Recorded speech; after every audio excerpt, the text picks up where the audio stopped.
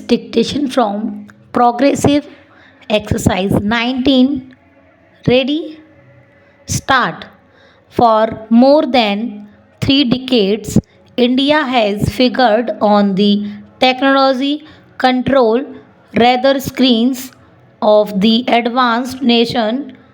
Happily, attempts of technology denial have not been without benefits because they have spurred our scientists to further strengthen our national capability. This has reinforced our belief in the maxim that strength respects strength. In this context, I must compliment our nuclear scientists. Their achievement at Pokhran have filled the entire Indian scientific community with self confidence. The second important task before our scientific establishment is that it must get refocused on problem solving, especially meeting the felt needs of our industry, agriculture, and services. For example, our farm production needs to grow at least by 5% a year.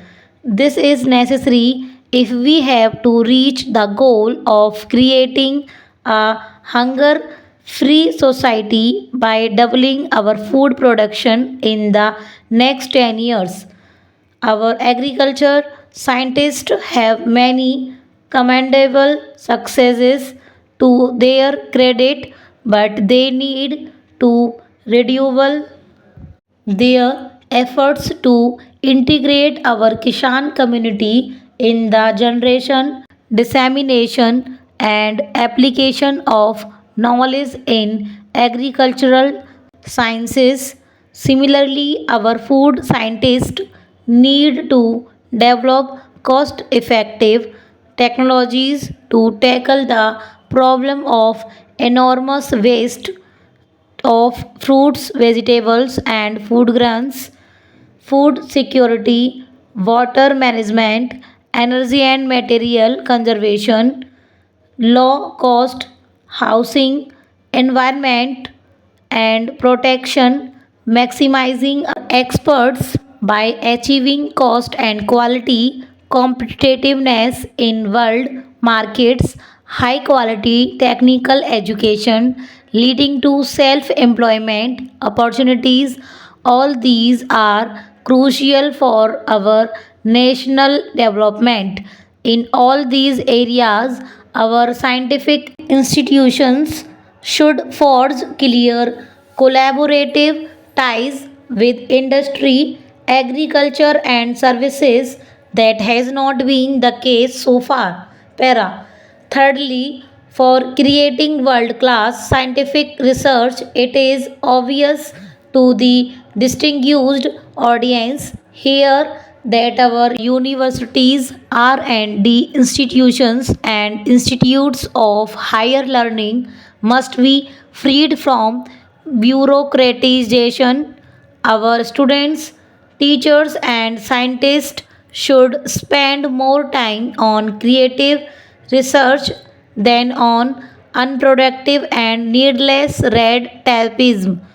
I would like the Science Congress and all the allied institutions to come up with an action plan on this issue and implement it in a visible manner. The fourth most important task before us is to train our children and young generation in a spirit of scientific inquiry, the study of science. In fact, the study of most objects subjects in our schools and colleges suffer badly from learning by rote.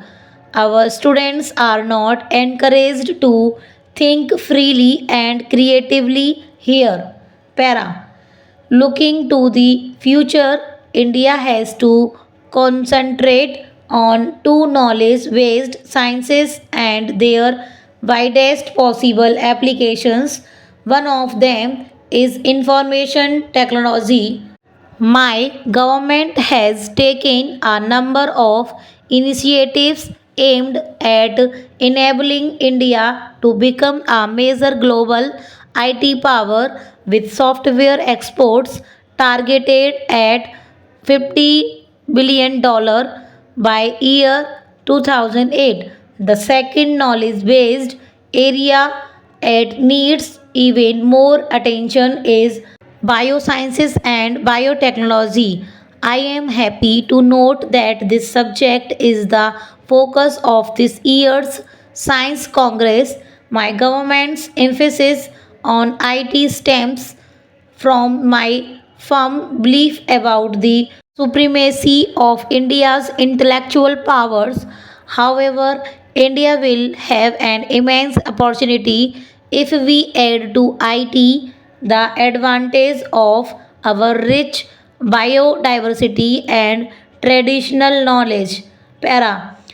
Another multi-billion dollar opportunity if with a simultaneous impact on the health of our population will open up then international market for herbal and biotech products in the early parts of the next century is estimated to reach billions of dollars, and India should have a sizable share of this in view of our rich bioresources. I understand that the Council of Scientific and Industrial Research and the Department of Biotechnology have mounted a focused program which has brought together 20 of the CSIR Research and the Department of Biotechnology have mounted a focused program which has brought together 20 of the CSIR laboratories with the well known practitioners of traditional systems of medicine and research workers from other scientific institutions under one roof.